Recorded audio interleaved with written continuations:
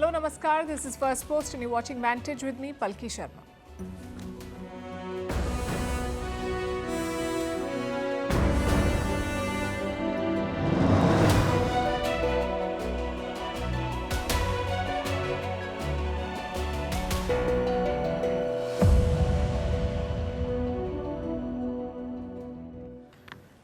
We begin tonight with the Indian rupee. It continues to slide. It has breached 91 against the US dollar. What is driving the fall?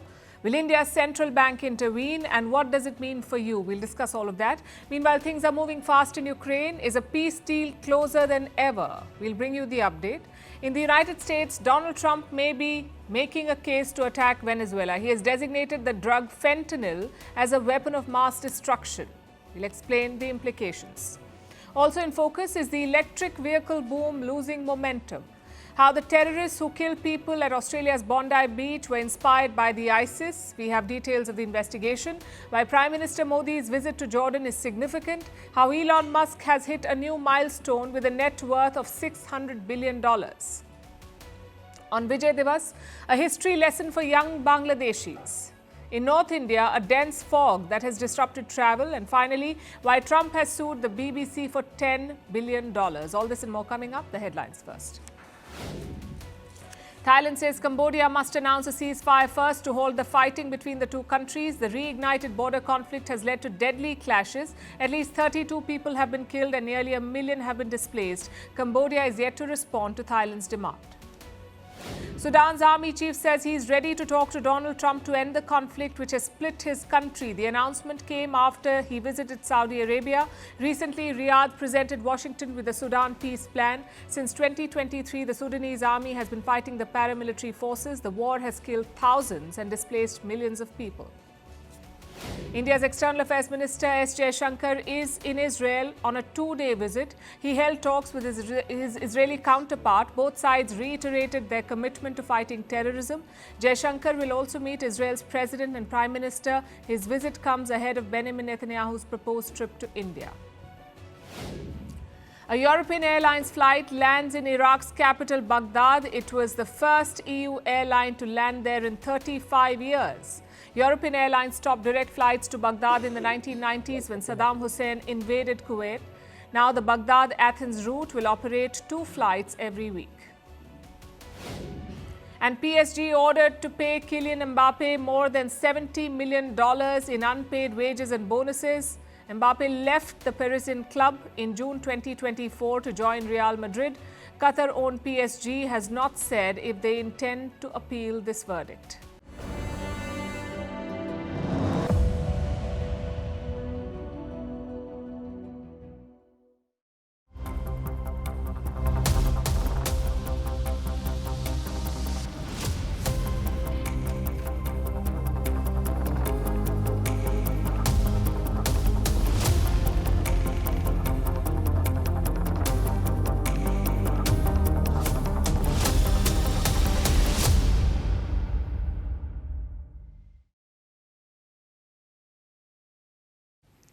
The Indian rupee continues to slide. It's been falling for 4 straight days now. Today, the rupee dropped below 91 to the US dollar, meaning $1 US was worth 91 Indian rupees, and that is a historic low. Through the day today, the rupee hovered near the 91 mark. It ended with a slight recovery and settled at 90.92. So what's the trigger for this slide? The demand for the US dollar has gone up. Importers are bracing for the long haul. They're hedging. They're buying US dollars in advance. This is to protect themselves from a falling rupee in case the Indian currency weakens further. They're buying more dollars. And at 91, the rupee slide is hard to ignore. It has also triggered speculation. The question is, will the Reserve Bank of India step in? That's India's central bank, the RBI. Will it intervene and stem the slide? So far, it hasn't. The RBI has not made any major public moves, but there are signs that this could change. In fact, it may already be happening. Some reports suggest the RBI has started intervening again and that it has sold some dollars to defend the rupee. But the amounts were small and they could not prevent the fall. So now traders are expecting something bigger, perhaps a more aggressive move from the central bank. Because there is precedent. The RBI defended the rupee in February and then again in October. Then in the month of November, the RBI intervened twice. It sold large amounts of US dollars into the market. This increases the supply of the dollar, it brings down the value of the dollar, and by extension, it props up the Indian rupee. This is how the RBI steadies the currency. It intervenes to break one-way momentum and to remind traders that the rupee is not a currency in free fall. Now, most experts believe that another big intervention could be coming. Of course, there's a flip side to this. If the RBI sells dollars in large amounts, its foreign currency reserves will deplete. So it must make moves carefully. As for the rupee, the trajectory does not look good.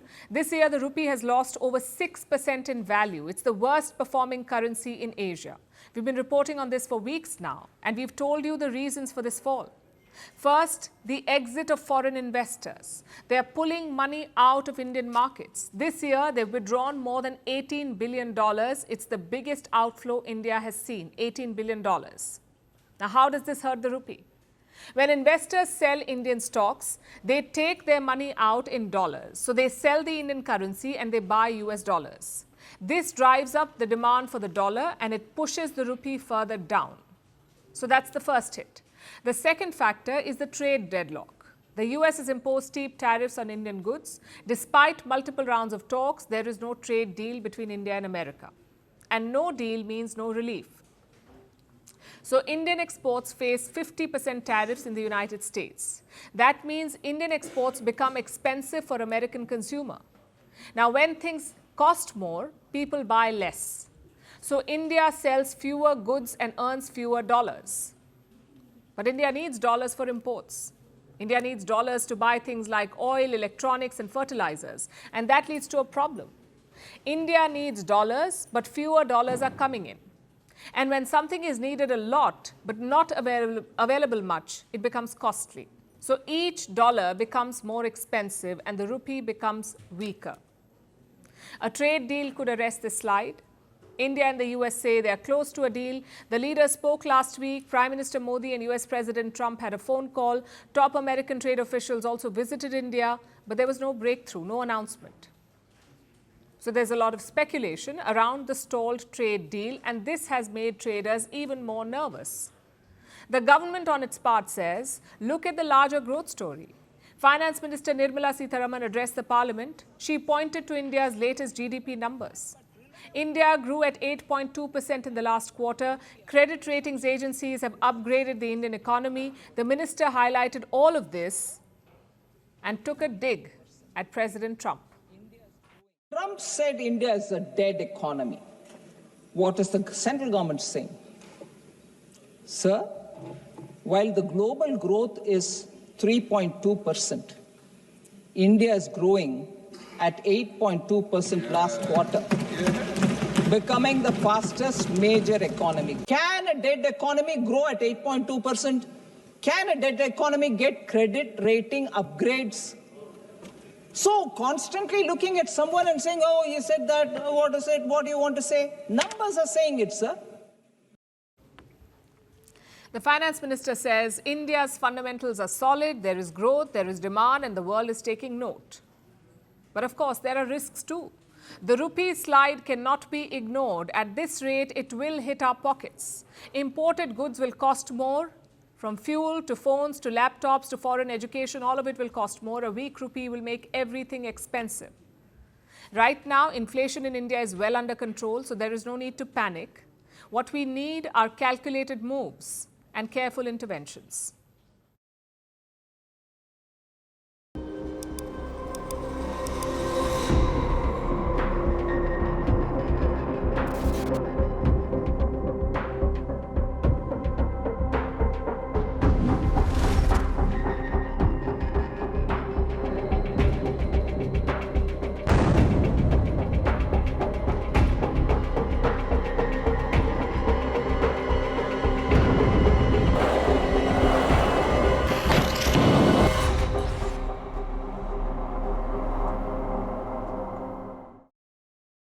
Things are moving fast in Ukraine, both on the battlefield and on the talking table.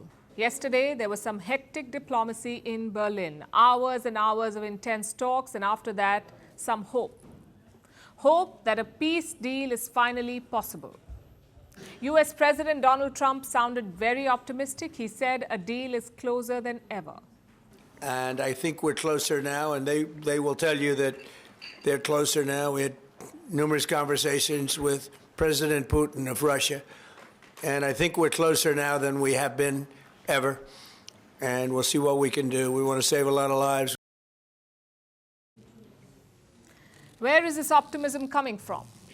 You can trace it to the talks on Sunday and Monday. On Sunday, Ukraine made a concession. Their President Zelensky dropped his ambition to join NATO. Instead, he asked for bilateral guarantees. Basically, he sought protection from the United States, legal, binding protection. And on Monday, the US agreed to this. American officials are calling it platinum protection. It will take the form of a bilateral treaty, meaning it will have to pass the US Congress. In other words, this is not a Trump promise. This promise will be codified in American law. And what will that include? What will the promise include? Washington has ruled out US troops on the ground. Instead, they want Europe to take the lead. In terms of security guarantee, we're working with Europe on it. Europe would be a big part of that. And we're working on the security guarantees so the war doesn't start up again. We don't want to have a war start up again. Frankly, it doesn't add up. Zelensky says he got NATO-like protection, but without US soldiers, it means nothing. Also, this is a limited time offer. If Zelensky takes this deal, he gets the guarantees. If he keeps negotiating, he won't get it. Basically, it's a take it or leave it deal.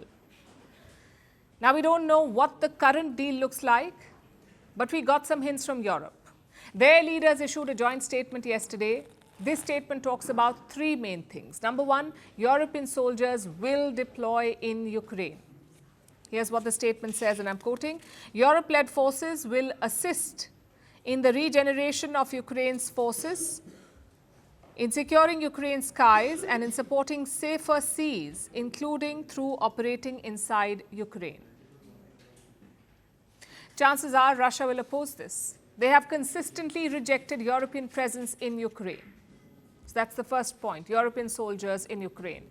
Number two, Europe wants Russia to compensate Ukraine for war damages. Compensate how?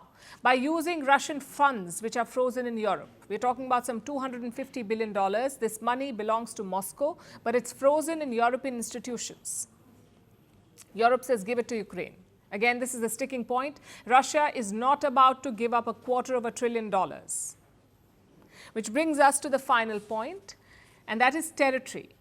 Russia is asking Ukraine to surrender Donbas. This is a region in eastern Ukraine. This is where most of the fighting is happening. Russia already controls 88% of Donbas. They want Kiev to give up the remaining 12% as well. And what does Europe say? Well, they're leaving it up to Ukraine. If Zelensky wants to give up Donbas, he can. If he doesn't, that's fine too. That's what Europe is saying. Now, Zelensky knows how tough this issue is. He called discussions on territory a painful one. I believe that the issue of territories is a painful one because Russia wants what it wants, and we can't go any further because this is a long dialogue. We clearly understand what they want. There has been enough dialogue on territorial issues, and it seems to me that for now we have different positions, to be honest. But I think my colleagues heard my personal position. The language is interesting. It suggests some sort of compromise by Zelensky. The question is, will it sway Russia? Based on past negotiations, it's very unlikely. Moscow has the dominant position on the battlefield. They will try to drive home that advantage. Reports say the updated deal will be presented to Moscow in days. After that, the ball is in Russia's court. They will be tempted to counter with another proposal. A, because they can hold on militarily, and B, because Trump is losing patience. Like I said, the offer of security guarantees is limited. If the negotiations drag on, Trump may pull out of it. And Ukraine knows this too. They're trying to put some pressure on Russia. Yesterday, Ukraine's military launched an unprecedented attack. They used a sea drone to target a Russian submarine. Take a look at this.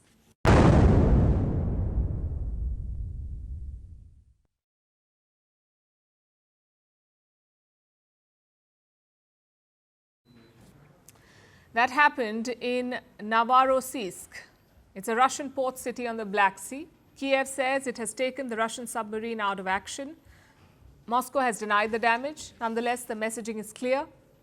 Ukraine is hoping to raise the stakes on Russia, basically force Moscow to take the new deal.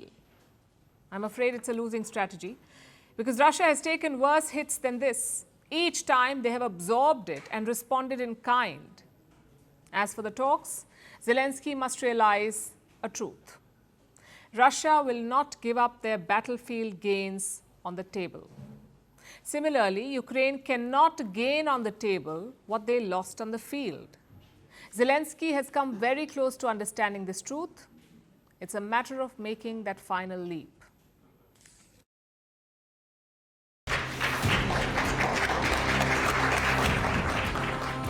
Classifying fentanyl as a weapon of mass destruction. We were seeing a lot of these.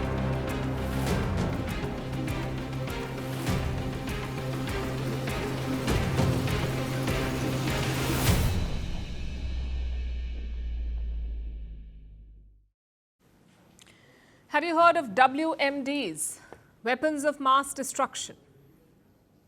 It's a radioactive phrase in US politics. For most people, WMD triggers one image, and that is the war in Iraq. In 2003, the US invaded Iraq. It killed thousands of people, all on the pretext of finding WMDs. Their president was George W. Bush. He claimed that Iraq had weapons of mass destruction, so he started the war. Iraq was devastated, its oil was looted, its dictator Saddam Hussein was toppled, but those weapons were never found. Now, 22 years later, another American president is talking about WMDs, and that is Donald Trump. But when he says weapons of mass destruction, Trump is not talking about bombs or missiles. He's talking about drugs, specifically fentanyl. With this historic executive order I will sign today, we're formally classifying fentanyl as a weapon of mass destruction, which is what it is. No bomb does what this is doing. 200 to 300,000 people die every year that we know of. So we're formally classifying fentanyl as a weapon of mass destruction. So Trump says fentanyl is a weapon of mass destruction. It kills thousands of Americans every year. And what is fentanyl? It's a synthetic opioid. It was originally developed as a medical painkiller, but people started using it as a drug. And that's a problem for many reasons. You see, fentanyl is extremely powerful. It is around 50 times stronger than heroin. And that means even a few milligrams, a very small quantity of this drug can be fatal. What's worse, it is rarely sold on its own. It is usually mixed with a host of other drugs, so users tend to overdose on it. And that proves to be fatal. The numbers are alarming.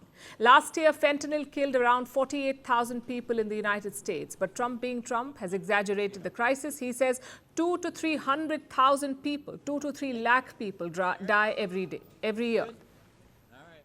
If this were a war, that would be one of the worst wars. I believe they killed, over the last 5 or 6 years, per year, 200 to 300,000 people. You hear about 100,000, which is a lot of people. But the number is much higher than that. That's been proven. And they've destroyed a lot of families. Because when they lose a child, or even if their child is heavily addicted, you lose that family. The family will never be the same. Irrespective of the numbers, he has a point. The drug menace has gone out of hand. But how does it help if you start calling it a WMD, a weapon of mass destruction? How does that help? Well, it helps because in the US law, WMD falls in a special category, in the same bracket as chemical weapons, biological agents, radiation devices, and massive explosives. Basically, things that are designed to kill on a mass scale, things that are used to wage war. Now, President Trump said that fentanyl is proving to be deadlier than bombs. So he signed an executive order and labeled it as WMD. That makes fentanyl trafficking a national security threat. It directs prosecutors to go harder on traffickers, it pushes for financial crackdowns, and it describes drug networks as enemies of the state. The intent is pretty clear. But so is the law. Trump cannot decide what's a WMD, only the US Congress can. Unless they put fentanyl in that category, Trump's order makes little difference. Then why has he done it? Because that's what American presidents do. They change the language when they cannot change the law. And we've seen this movie before. In 2003, the US invaded Iraq over one central claim, that Saddam Hussein had weapons of mass destruction. Those weapons, like I said, were never found. But in the process, a country was destroyed and a region was destabilized. On 15 December 2011, the US officially ended the war in Iraq. And now, 14 years and 1 day later, Washington is back with the same charge, featuring weapons of mass destruction. And who is the enemy this time? It's Venezuela. Interestingly, it's another oil-rich country. Trump has been targeting Venezuela for months now. He has openly threatened land attacks inside Venezuela. He has deployed a lot of military assets near its coast, and throughout, the Americans have given one reason for this, that they're only fighting drug traffickers. I want those boats taken out, and if we have to, we'll attack on land also, just like we attack on sea. And there's very little coming in by sea. I think we've knocked out over 90% of it. There's very little, and I understand that. Now, here's the problem with this story. Venezuela is not a fentanyl hub. South America in general is not central to fentanyl production. Yet President Trump has decided that they are the villains. Venezuelan president/dictator Nicolas Maduro claims that this campaign has nothing to do with drugs. It's about regime change. And while it's a fact that Maduro is a dictator who has rigged elections and given a raw deal to his people, unseating him is not America's prerogative. Washington does not get to decide which dictator is ousted and which one is toasted. But it does, over and over again. It did the same in Iraq. Also, calling fentanyl a weapon of mass destruction serves three purposes for Washington. One, it shifts the crisis from public health to national security. Two, it reframes uncertainty as urgency. And three, it lowers the political cost of extreme action. So yes, fentanyl is a real crisis. People are dying in very large numbers, but calling it a weapon of mass destruction is a political decision. And the moment you use the term WMD, you stop looking for treatment. You're only looking for targets now.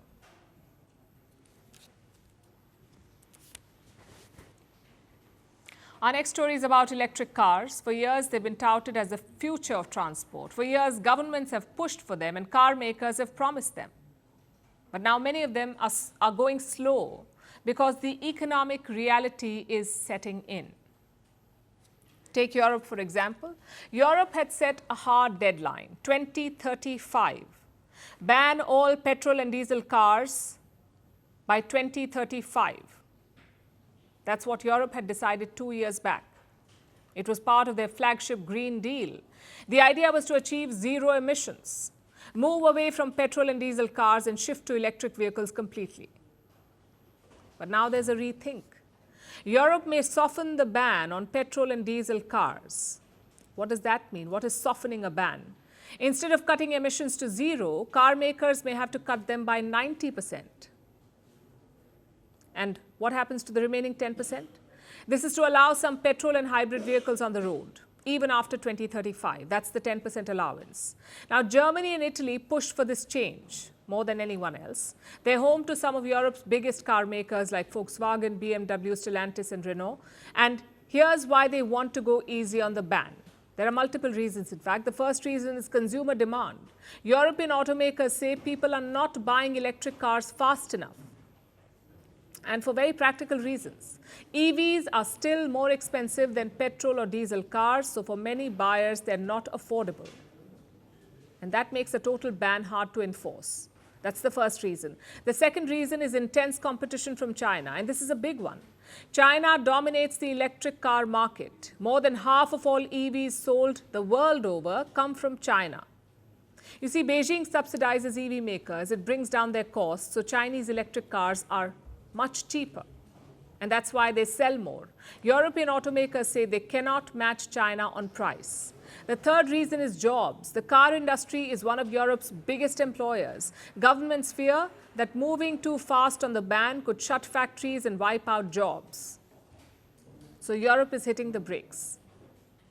But this trend is not limited to Europe. Global EV growth is slowing. In November, global EV sales rose by just 6%. That was the slowest growth rate since early 2024. Plus, consumer sentiment has also shifted. A new survey is out. This is what it says. Half of global car buyers now plan to buy petrol or diesel vehicles.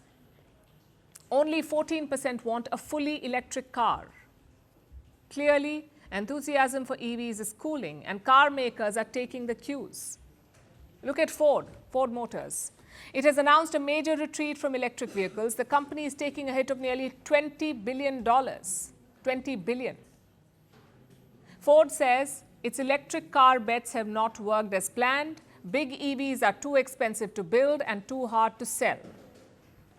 Another reason, of course, is Donald Trump. His administration has pulled back support for EVs.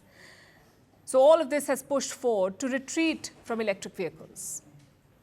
And here's what the company is doing. It is shifting focus back to petrol and hybrid cars, and it has put its flagship project on hold.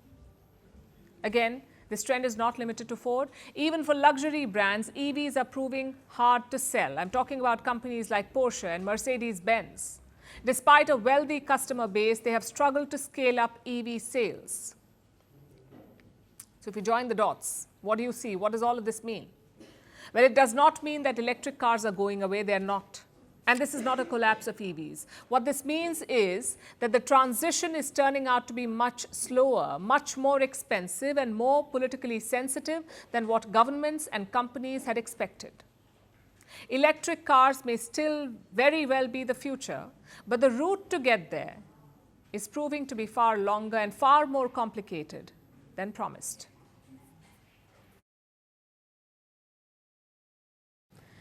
Now let's bring you an update from Australia from the terror attack at Bondi Beach in Sydney. The investigation is picking up. We know more about the attackers now. Sajid and Naveed Akram, a father-son duo. They carried out the massacre on Bondi Beach. The father, Sajid, is an Indian national. He was born in Hyderabad. He still holds an Indian passport. His son Naveed was born in Australia. He is an Australian citizen. Together, they traveled to Mindanao in the Philippines. This was just weeks before the attack. And this detail is crucial because Mindanao in the Philippines is a known terror hotspot. Investigators believe that the two terrorists may have been radicalized there. Here's a report. The Sydney terror attack continues to shock Australia. And now we know more about the men behind it. The shooting at Bondi Beach left 16 people dead. It's the worst mass shooting in Australia in nearly 30 years. Two men were behind it, a father and son, Sajid and Naveed Akram. Sajid Akram was 50. His son Naveed was just 24. Both lived in Sydney. But their roots go beyond Australia. Sajid Akram was born in Hyderabad, India. He moved to Australia in 1998, nearly 27 years ago. He married a European origin woman and settled in Sydney. He still holds an Indian passport. His children, including Naveed, were born in Australia. They are Australian citizens. So what we have here is an Indian national father and an Australian-born son. Together, they are accused of carrying out a terror attack in Sydney. Police say the shooting was inspired by ISIS ideology, a homegrown attack, but driven by global radicalism. Sajid ran a fruit shop in the suburbs. Naveed worked as a bricklayer. They lived in Bonnyrigg, a quiet suburb in West Sydney. They blended in, stayed under the radar, but behind closed doors, they were radicalizing. Police say they weren't part of any wider terror group. No handlers, no money trail, just two men plotting in silence. And that's what makes this case so chilling. But there were signs. Naveed was flagged back in 2019. He had links to two other men who were later convicted in a terror case. At the time, he didn't seem like a threat. The case was closed. Now, that decision is being questioned. The turning point may have come this year. In November, the Akrams flew to the Philippines. They entered the country together. Sajid used his Indian passport. Naveed used his Australian one. They said they were heading to Davao, on the island of Mindanao. That's a region with a long history of Islamic insurgency. It's where ISIS-aligned groups once seized an entire city. The Akrams stayed there for nearly a month. They left on November 28th and returned to Sydney. Officials now believe this trip was key. They may have been trained or radicalized there. It would appear that there is evidence that this was inspired by a terrorist organisation, by ISIS. Now, some of the evidence which is being procured, including the presence of Islamic State flags in the vehicle that has been seized, are a part of that. Radical perversion of Islam is absolutely a problem. It is something that has been identified globally as a problem as well. ISIS is created by an evil ideology that has been called out, not just by the Australian government, but globally as well. Back home, the planning began. They chose their moment carefully. The attack was carried out during Hanukkah, a Jewish holiday. Their targets were Jewish Australians. They opened fire on a crowded walkway.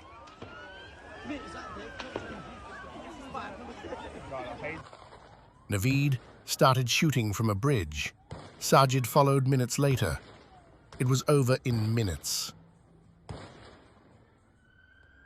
16 people killed, dozens wounded, an entire country stunned with the global spotlight on Australia. The investigation is moving fast, but many questions remain. How did two men plan this without getting caught? Why wasn't their trip to Mindanao flagged earlier? And how many more are slipping through the cracks? This was not a foreign network, not a cross-border operation. It was a father and son, radicalized at home, driven by ideology, and capable of mass violence. It's the kind of terror case that's hardest to predict, and even harder to stop.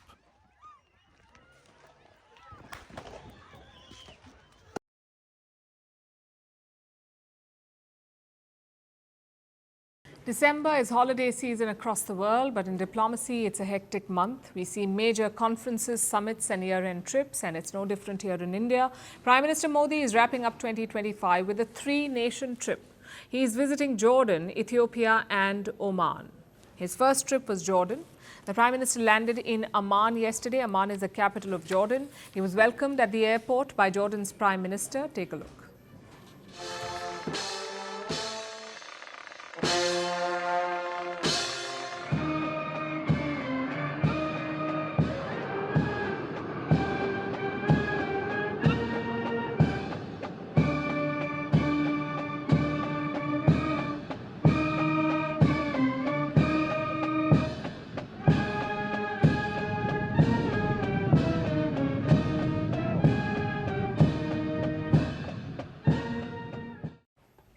Now, Jordan is a kingdom in West Asia. It is ruled by the influential Hashemite family.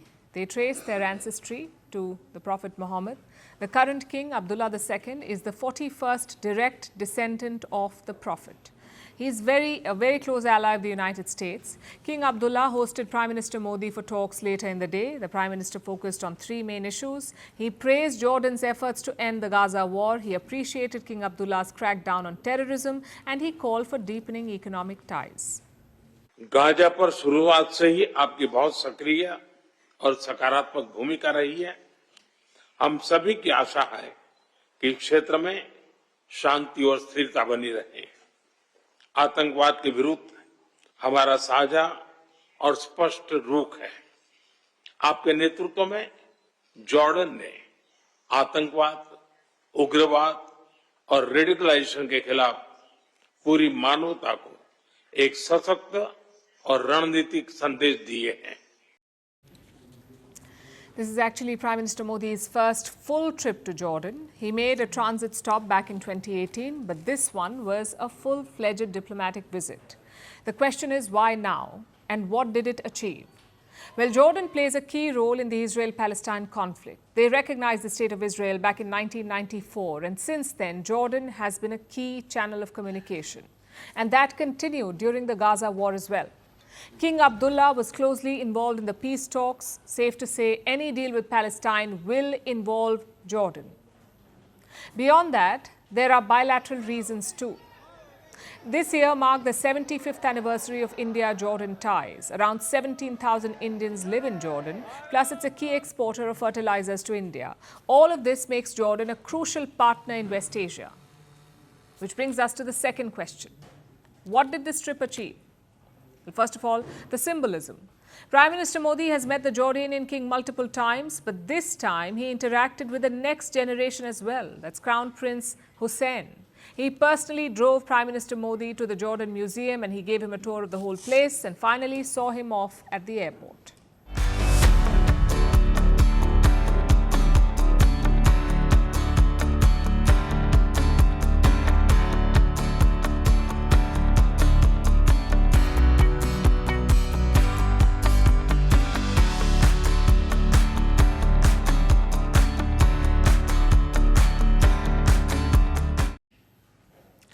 Some warm gestures there. It shows rising comfort in India-Jordan ties. Now to the outcomes.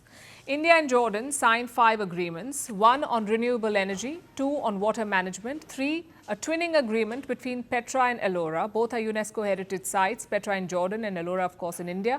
Basically, they will share conservation tips and protocols. 4, a deal on cultural exchange programs, and 5 on digital cooperation. Those are the 5 agreements that were signed yesterday.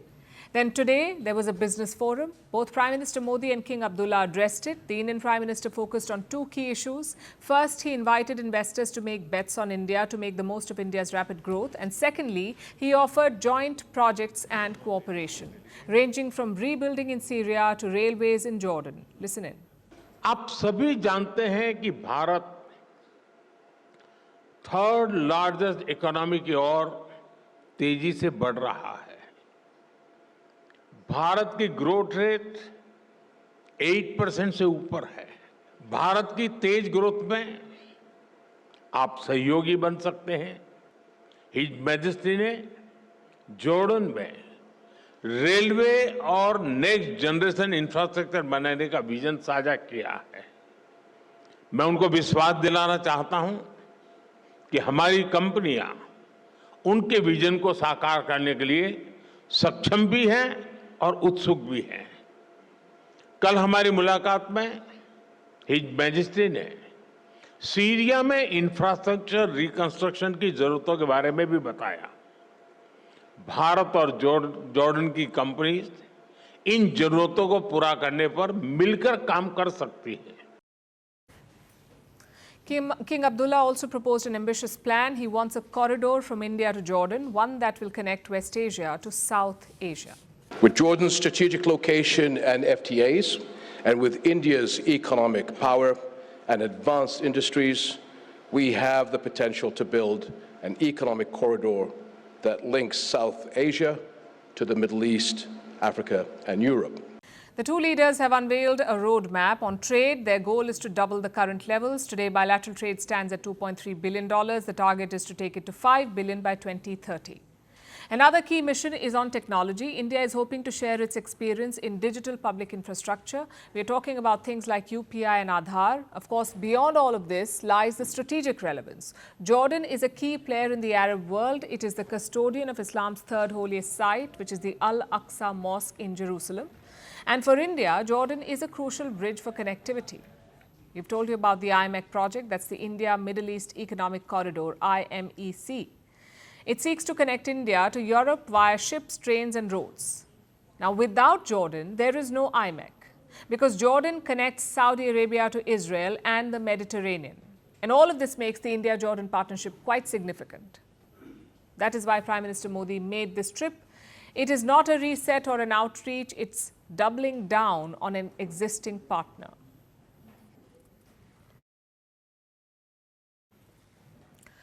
There are numbers we hear every day, and then there are numbers that stop you. $600 billion is one such figure. $600 billion, that's Elon Musk's net worth, one man's net worth, 600 billion. No individual has ever reached this level before, and this surge did not come from Tesla, his car company. It came from SpaceX, his rocket company. SpaceX is a private company that builds rockets, launches satellites, and runs the Starlink internet service. Elon Musk owns about 42% of this company, SpaceX, and earlier this month, SpaceX signed a deal. It increased the company's value to around $800 billion, and that automatically raised Elon Musk's net worth. Our next report explains how this happened and what this number really means.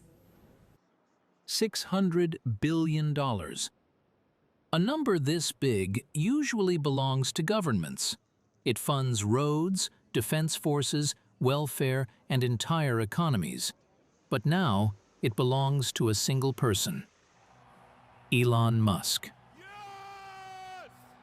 According to Forbes, Musk has become the first person in history to cross a net worth of $600 billion. That value is bigger than the GDP of many countries across the world. But this staggering net worth did not come from selling more cars or from new product launches. It came from Musk's company, SpaceX. Earlier this month, SpaceX carried out a private insider share sale. This was not a public stock trade. It was a deal between existing shareholders and new investors. The transaction valued the company at around $800 billion. That is nearly double what the company was valued at earlier this year. Musk owns an estimated 42% of SpaceX. So when SpaceX was revalued, his personal wealth surged with it. Forbes estimates that this single move added roughly $168 billion to his net worth. That jump alone pushed his net worth well past the $600 billion mark. It also placed him far beyond every other billionaire. So why is SpaceX suddenly worth so much? Because it is edging closer to an IPO. An IPO is an initial public offering. It is when a private company opens its shares to public investors for the first time. SpaceX is preparing for a public listing as early as 2026. Investors believe that listing could value SpaceX at more than $1 trillion. Some estimates go even higher. But why this massive valuation? SpaceX dominates commercial space launches. Its Starlink satellite network is generating billions in revenue, and it holds lucrative government contracts. That would make it one of the largest IPOs in history. But here is an important detail. $600 billion of net worth does not mean $600 billion in cash. Musk does not have that money sitting in a bank account. Most of his wealth exists on paper.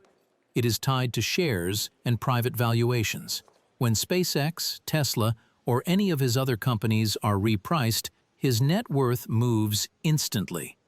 This happens even if nothing changes in his daily life.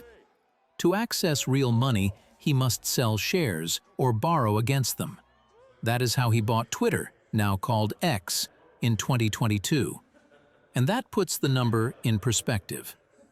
$600 billion is not cash, but it is a reflection of how markets value companies, ideas, and future expectations. At this scale, net worth becomes less about spending and more about ownership and influence. And it raises an important question. How much wealth is too much when one person's net worth rivals the economic output of entire nations.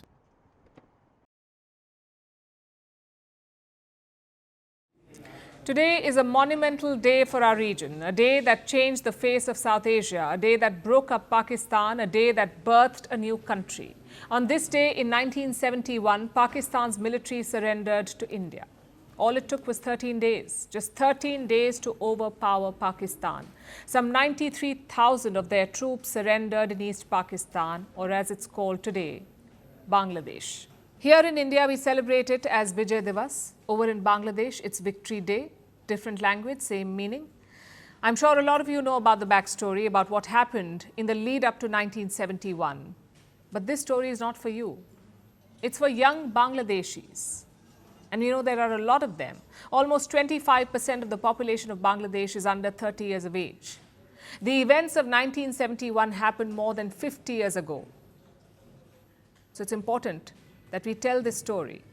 Here's a quick history lesson. We begin our story in 1947. British India was partitioned into two. Pakistan became a country of two parts, West Pakistan and East Pakistan. And in between them, hundreds of kilometers of Indian land. Immediately after 1947, problems emerged. East and West Pakistan had virtually nothing in common. Yes, they were both Muslim-dominated regions, but beyond that, there was nothing. In 1948, Pakistan's new leaders tried to impose Urdu on the country. This is despite people in the East speaking Bengali. They wanted everyone to speak Urdu, and this led to years of protests. Finally, in 1956, both Bengali and Urdu were recognized. But by now, the fire had been lit. West Pakistan continued to impose its culture on the East. For example, they discouraged the sari. It's a traditional attire worn by women in India. So Pakistan wanted to curb it. They also banned works of prominent Bengali artists. All of this was intended to suppress East Pakistan, and it wasn't limited to culture. Look at the parliament and elections. Pakistan's constitution had promised equal seats to the East and West, but in 1958, that promise was revoked. Pakistan's military leaders focused on draining the East, heavy taxes, low public spending, and no financial aid. The policy was to use East Pakistan's resources to enrich the West. Soon, rebellion began to brew. It was led by the Awami League political party, that's the party of Sheikh Mujibur Rahman, the father of Sheikh Hasina. In 1966, he demanded economic and political autonomy. Not independence, autonomy. But West Pakistan rejected it. Then in 1970, a deadly cyclone hit East Pakistan. More than 300,000 people were killed in the East. Again, no help came from Islamabad. This led to a lot of anger. And that anger boiled over when elections were held. So the Awami League won 167 out of 169 seats in East Pakistan. They got an outright majority in the parliament. Ideally, Sheikh Mujib should have been prime minister, but in Pakistan's long-standing tradition, he was kept out. This triggered massive outrage in East Pakistan. Dozens of protests and marches were held. So in March 1971, Islamabad launched a crackdown. It was called Operation Searchlight. The Pakistani army unleashed untold horrors on the people. Up to 400,000 women were sexually assaulted and enslaved. More than 3 million people were brutally killed, and 15 million were forced to flee. This is the legacy of Pakistan in present-day Bangladesh, a legacy steeped in blood, torture, and rape. As the crisis grew, India stepped in. First, the Indian military trained Bengali fighters. Then, on December 3rd, India joined the war. Our naval fleet attacked Karachi, our fighter planes bombed locations in Dhaka, and our soldiers pushed towards the capital. As India's victory became evident, the United States tried to intervene. They sent their 7th Fleet to intimidate New Delhi. Yet the Indian army pushed on. Within 13 days, the Pakistani military surrendered in Dhaka. Bangladesh was a free country. This is the history that some have forgotten. Indian and Bangladeshi soldiers bled together on the battlefield. Together they fought and defeated a common enemy, Pakistan. But look at the situation today. Symbols of that war are being targeted and Indian leaders are being mocked. Today, effigies of Indian Prime Minister Narendra Modi were burnt in Dhaka. Meanwhile, Pakistani generals are welcomed warmly. These generals openly call Sheikh Mujibur Rahman a traitor to the nation, yet the government in Dhaka says nothing. Is this what remains of the 1971 legacy? We hope not.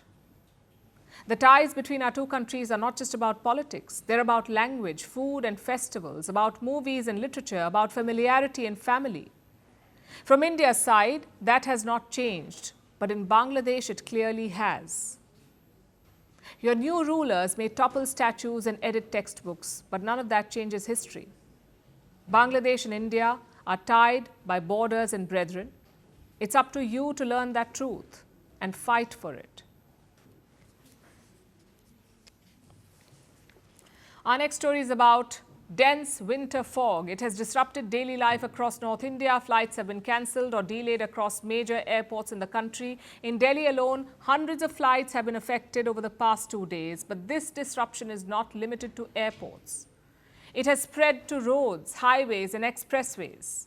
Across North India, they've turned dangerous. Poor visibility has triggered fatal road accidents. Authorities say foggy conditions may continue to prevail and travelers have been urged to remain cautious. Here's a report.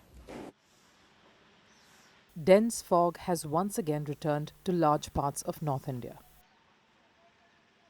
And Delhi has been at the center of the disruption caused by it. Fog settled over the city late on Sunday night. Visibility dropped sharply by early Monday morning. In some areas, it fell to zero. That is when the chaos began. Air travel was hit first. At Delhi's airport, departures were suspended for hours on Monday morning. Planes could not take off safely. Runways became unusable. Across northern India, at least 300 flights were cancelled due to low visibility. At Delhi airport alone, more than 200 flights were cancelled on Monday. Hundreds more were delayed. Several flights were diverted to other cities. By the time visibility improved later in the day, schedules had already collapsed. But the chaos did not end there. On Tuesday morning, disruptions continued. At least 126 flights were affected at the Delhi airport. Airport authorities said operations were improving, but airlines warned that fog could still hamper flights. Passengers were advised to check their flight status before traveling. So why did the fog cause such widespread disruption? Because fog affects more than visibility.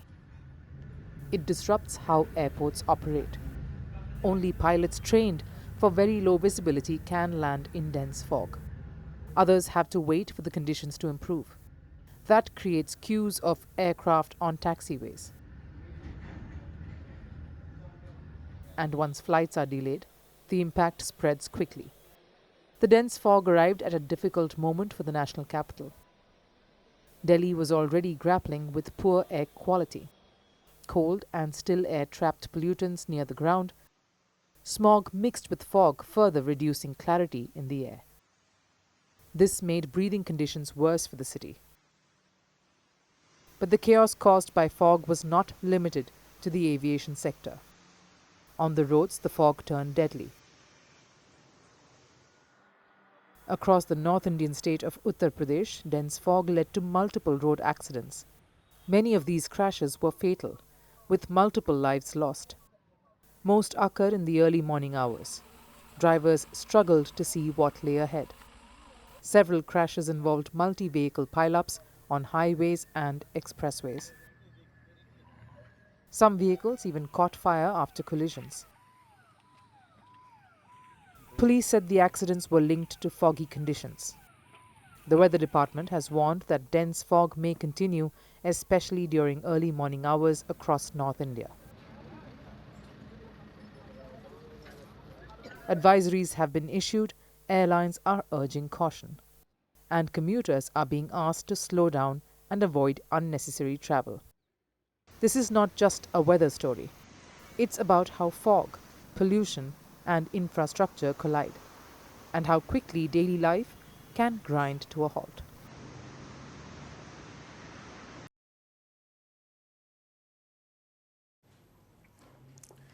Donald Trump is obsessed with television, and I'm not the one saying this. Everyone around him says this. The US president loves watching TV. He spends between 4 to 8 hours every day watching television. 4 to 8 hours in a day. No one can touch the remote. There are TVs all over the White House. Trump loves watching TV and being on TV. He loves interviews. He's hooked to social media. It's fair to say that he's obsessed with the media.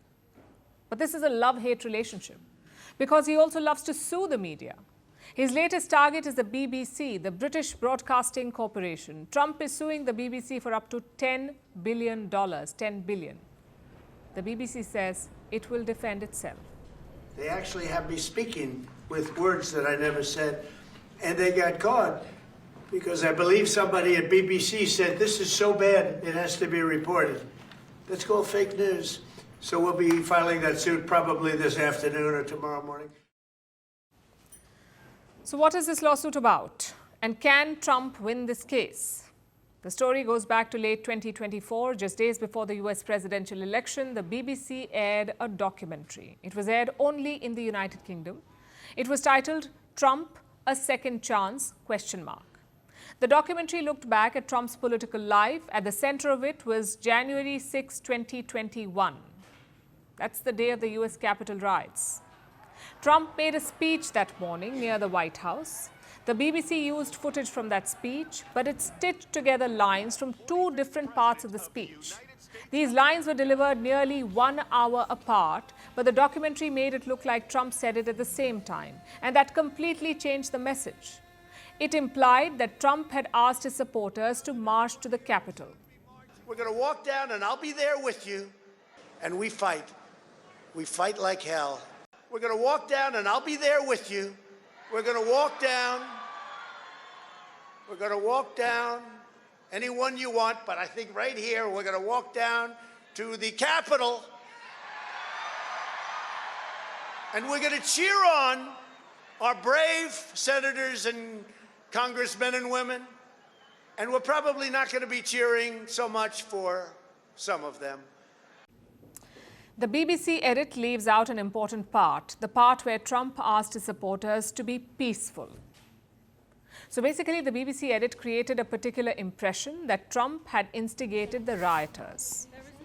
The broadcaster later admitted it was a mistake. Senior executives resigned. The BBC apologized. Internal memos were leaked. They called it an error in judgment. I think the real issue here was the impression left that the President Trump, in his 6th of January speech, had encouraged, called to violent action. And what we had to apologize for was that, as well as the splicing of the edit.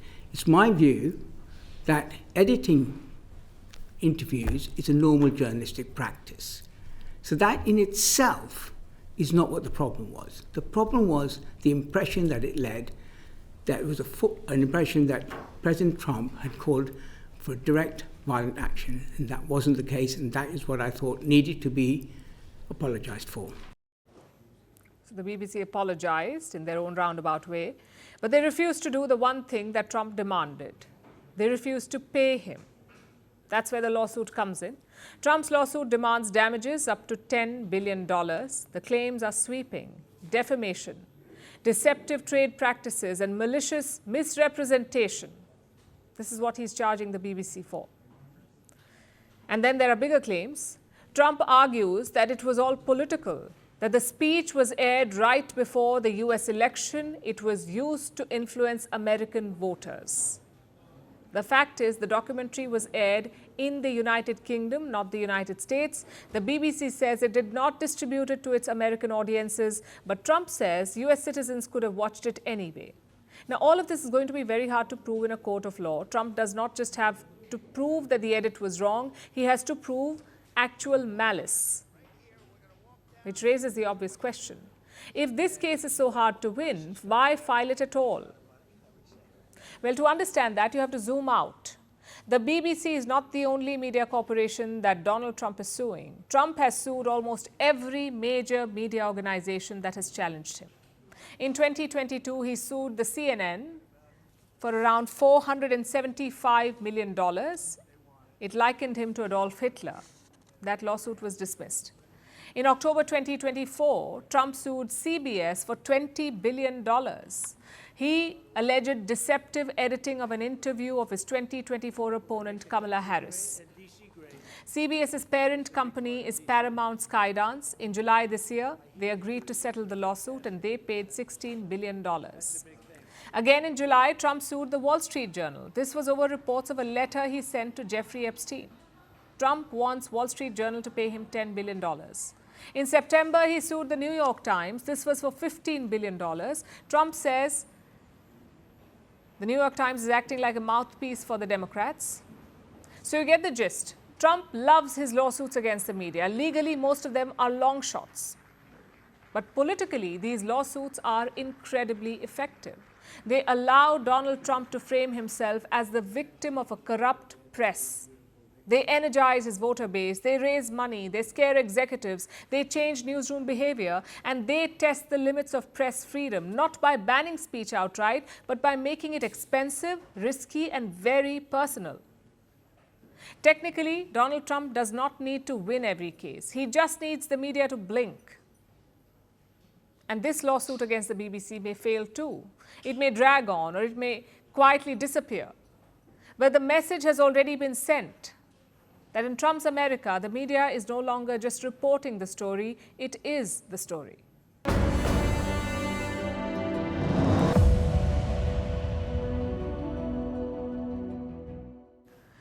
Today was the IPL mini auction, or as Pakistan's Cricket League calls it, a mega auction.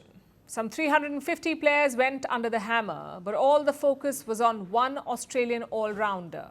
His name is Cameron Green. He was bought for a whopping 25 crore rupees. That's around $2.7 million US dollars. Of course, that's the rate today. The way the rupee is falling, you never know. If I was Green, I would be encashing fast. Either way, the massive bid triggered a lot of jokes and memes online. Even the IPL teams joined in on the fun. Take a look.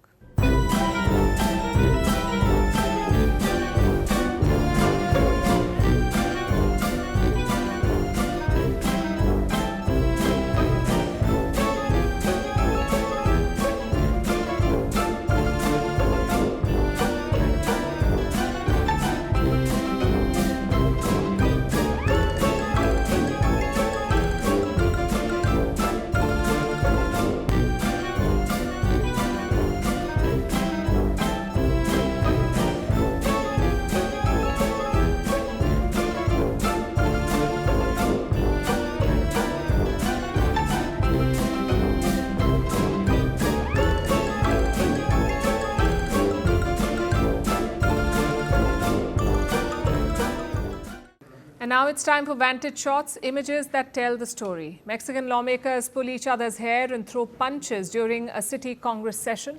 Vatican lights up a giant Christmas tree and nativity scene in St. Peter's Square. And runners in Antarctica complete their first ever backwards mile. Finally, we're taking you back in history. On this day in 2012, a 23-year-old physiotherapy student was gang raped by 6 men on a moving bus in Delhi. This incident took the national capital and the country by shock. She later died of her injuries. 6 people were arrested for the attack. 4 of them were convicted of gang rape and murder in 2013. They were later sentenced to death and hanged. The case became a watershed moment, changing conversation on violence against women in India, and it led to new anti-rape laws in the country. We're leaving you on that note. Thank you for watching. We'll see you tomorrow.